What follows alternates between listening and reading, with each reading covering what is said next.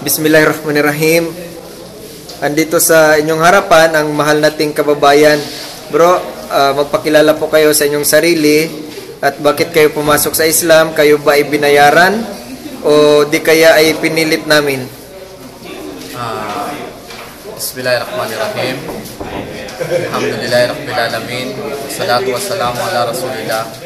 Assalamualaikum warahmatullahi wabarakatuh.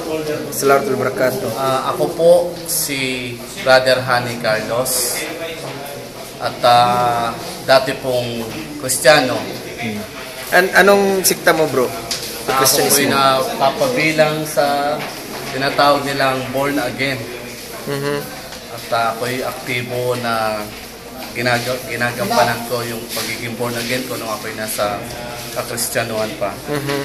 Ang dahilan ko kung bakit ako'y pumasok o bumalik sa Islam ay dahil unang-una sa katuruan, sa patuloy na pagsasaliksik ko ng katotohanan. Masyaallah. Tanging sa Islam ko lamang nakita ang kasagutan sa aking mga katanungan, katulad ng patungkol sa iisang Diyos. Masyaallah.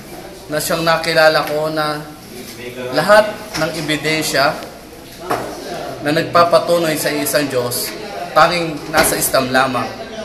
At ito ang dahilan kung bakit niyakap ko ang Islam. Ikaw ba'y binayaran, bro, nung pumasok ka sa Islam? Nung ako'y pumasok sa Islam, tanging ang kabayaran na hiningi sa akin ay aking pananampalataya. Ngunit ang pera, hindi mapapantayan. Wala pong bayad na ibinigay sa akin. Ikaw ba'y balik Kristiyano kapag uwi ka sa Pilipinas, bro?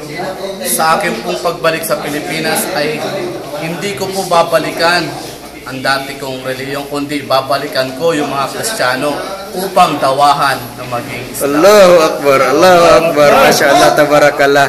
At hanggang dito na lamang. Ito ang inyong lingkod na si Ismail Espanyol. Assalamualaikum warahmatullahi wabarakatuh.